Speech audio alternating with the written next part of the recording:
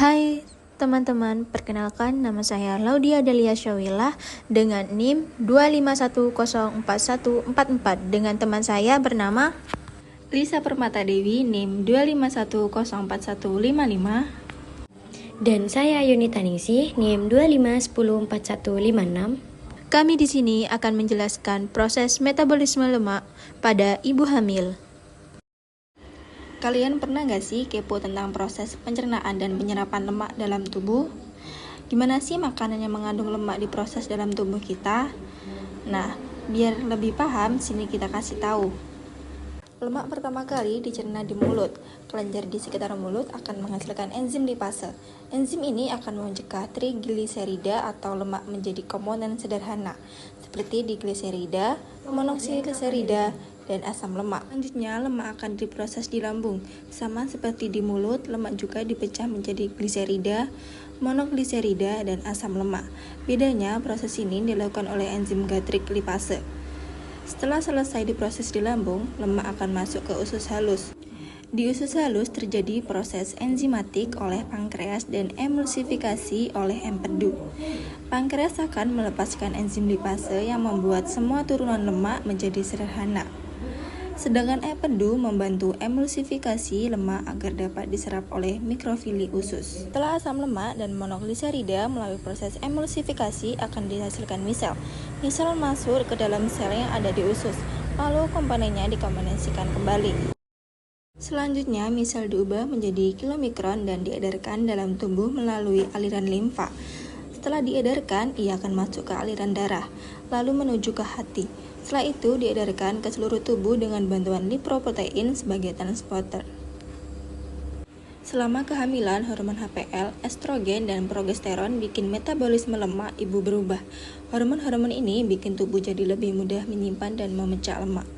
Di trimester pertama sampai trimester kedua, tubuh ibu masuk ke fase anabolik. Artinya, lemak lebih banyak ditimbun di paha, pinggul, dan perut sebagai cadangan energi untuk nanti. Memasuki trimester ketiga, tubuh berubah ke fase katabolik.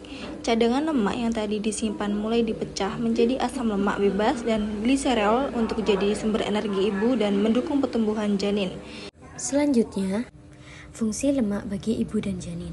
Lemak itu penting banget saat hamil, bukan cuma jadi sumber energi buat ibu, tapi juga bantu perkembangan otak janin. Selain itu, lemak dipakai tubuh untuk membentuk hormon kehamilan dan juga bantu penyerapan vitamin A, D, E, dan K yang semuanya larut dalam lemak. Jadi, kalau kurang lemak, nutrisi penting ini nggak bisa diserap maksimal oleh tubuh. Selanjutnya, jenis lemak yang baik dan tidak baik. Gak semua lemak itu jahat. Ada lemak baik yang justru dibutuhin saat hamil. Contoh lemak baik ada di alpukat, ikan salmon, kacang-kacangan, dan minyak zaitun. Lemak ini bantu perkembangan otak janin dan jaga kesehatan jantung ibu. Tapi ada juga lemak yang harus dibatasi, seperti gorengan berlebihan, fast food, dan lemak trans. Kalau kebanyakan bisa bikin kolesterol naik dan ningkatin resiko diabetes gestasional sama hipertensi saat hamil.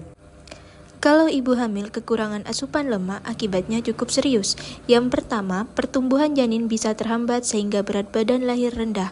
Kedua, perkembangan otak janin terganggu karena 60% otak janin terbentuk dari lemak, terutama DHA dan ARA.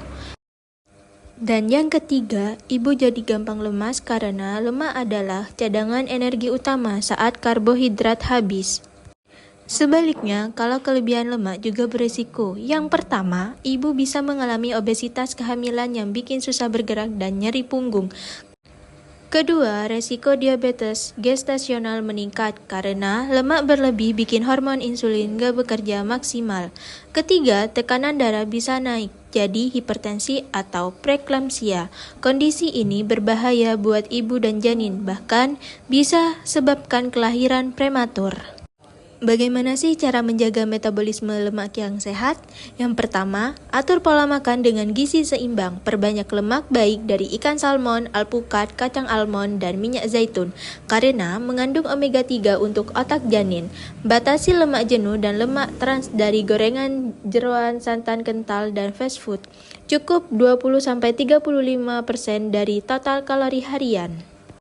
Yang kedua, lakukan olahraga ringan rutin seperti jalan kaki 30 menit per hari, senam hamil, atau berenang. Aktivitas ini bantu bakar kalori dan cegah penumpukan lemak berlebih. Tapi tetap konsultasi dulu ke bidan atau dokter ya bun. Ketiga, penuhi kebutuhan cairan. Minum air putih 8-12 gelas per hari. Air membantu proses metabolisme lemak dan cegah sembelit yang sering terjadi saat hamil. Yang terakhir, keempat, rutin ANC atau periksa kehamilan minimal 6 kali selama hamil.